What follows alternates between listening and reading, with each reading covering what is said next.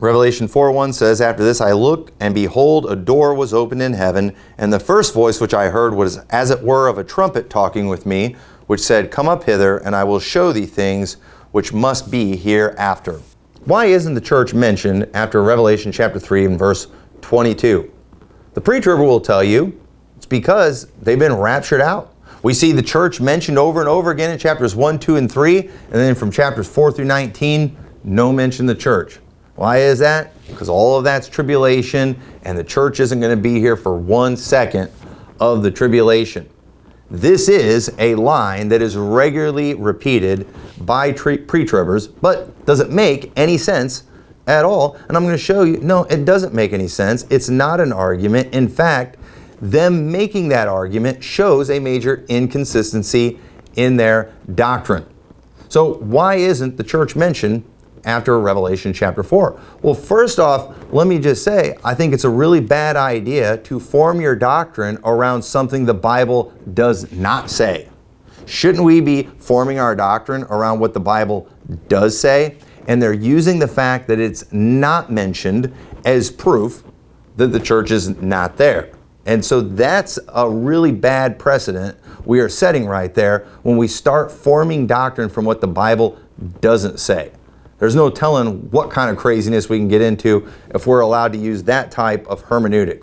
But even without that, right here, this shows a major inconsistency that many pre-tribulationists have.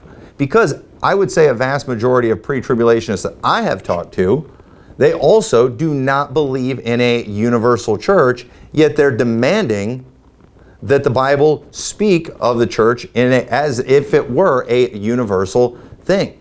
The reason we're seeing the church is mentioned over and over again in chapters 1, 2, and 3 is because, for one, the book of Revelation was written to 7 churches, 7 real first century local churches, and in chapters 2 and 3, Jesus has a message for each of those 7 churches. And what he said to Laodicea was not necessarily applicable to the church in Smyrna. They all could have learned from what Jesus said to the other churches, but when Jesus is rebuking Pergamos, he's not necessarily rebuking Philadelphia. So I think we all would agree with that. That's written to 7 churches. But after he gives those messages to those individual churches, John himself gets caught up into heaven in the Spirit, and he writes about things that will be hereafter.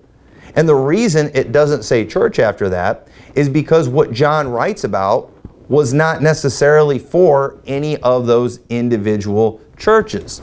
It was to be applied to all believers. And so because we are not universal in our theology of the church, we should not expect to see the church mentioned. So what kind of language would we expect? Well, I would expect exactly the language we see, just like we see in Revelation chapter 13. It says, "And it was given unto him to make war with the saints and to overcome them, and power was given him over all kindreds and tongues and nations." Why does it say saints and not church? I'll tell you why. Because he's not going after any individual church. He's not just going after the church in Smyrna. He's not going after the church at Pergamos. He's not going after Liberty Baptist Church. He's going after believers. That's who he's going after. There isn't this universal church that he can go after. He has to go after believers. He's going after those who will not worship the beast. That's who he's going after. In fact, I think it's safe to say there's some churches he would probably leave alone. I don't think he's going to have too much trouble with churches like the United Methodist Church or the United Church of Christ and places like that. So he's going after believers. And so, of course, we would expect to see a change in language because we have a change in subject. He goes from dealing with 7 individual churches and their issues to telling all of the churches about things that will be hereafter. And it's not things that are necessarily applicable to one church over the other, like we see in chapters 2 and 3, but it's what's going to happen on the whole world. So, of course, there's a difference in language there. So that people using that as an argument is absolutely ridiculous. It's not an argument, and it just shows their inconsistency in their doctrine. They speak of end times and the rapture like they are universal church people when they're not. And so it's just, it doesn't work. It's a lot of foolishness. So here's the big question. Why do they do this? Why are so many pre-tribbers echoing this same foolishness? Well, there's a few reasons for that. One, pre-tribbers, because their position is so weak, they typically like to hide in echo chambers. They rarely will allow themselves to be challenged, especially in the independent fundamental Baptist world where I'm from. You rarely see them do debates. You rarely see them allow themselves to be challenged in any meaningful way or any kind of fair way. They just hide in their echo chambers, and what happens when you do that and you're never challenged, you get radicalized and you become more extreme and you can go into deeper nonsense, and that's what's happened.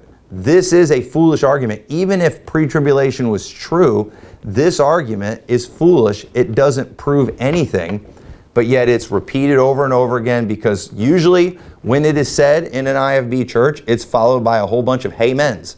And so people feel very confident in continuing to repeat it, even though nobody got that from studying their Bible. Nobody read the scriptures and came up with this idea. Where did it come from?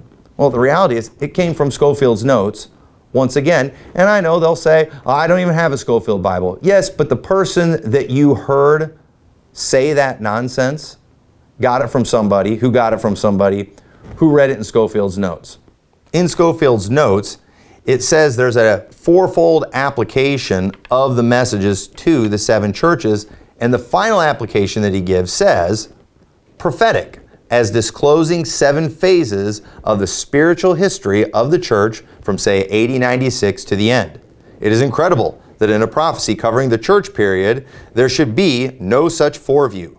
These messages must contain that foreview, if it is in the book at all. The church does not appear after 322. That is where that came from. That is where the 7 church ages came from. Because of the fact there is absolutely nothing in the scriptures that says we are not here for the tribulation, what pre-tribulationists have had to do is they've kind of had to allegorize it into the scriptures. And so they've come up with this concept of church ages, even though it's not explained in the scriptures.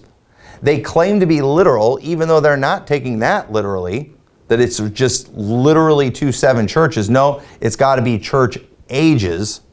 And churches today are lame and lukewarm. Therefore, it's because we are in the Laodicean church age, but that's okay, because the next thing is, come up hither, the rapture. Even though it's one person being caught up in the Spirit. When he hears a voice, like a trumpet, not a trumpet, there's so many differences, it's not even funny. It doesn't even compare. But what they've done, they've literally allegorized a pre-tribulation rapture into chapters 3 and 4, and they've done it with a universal church ideology that most of them claim to reject. So this is a nonsense argument. It doesn't prove anything except for the fact these people are inconsistent in their theology, and that they are nothing more than regurgitators of other people. They did not come to this conclusion. Nobody comes to this conclusion from studying their King James Bible. This is just something that has been repeated over and over again, and it's gone unchallenged in the pre-trib world. But we are here today to challenge it and to show that it is nonsense, that it is inconsistent, and it's just simply because pre-tribulation theology is wrong. So I appreciate everybody watching this. I hope this helps. God bless you, and we'll see you all next time.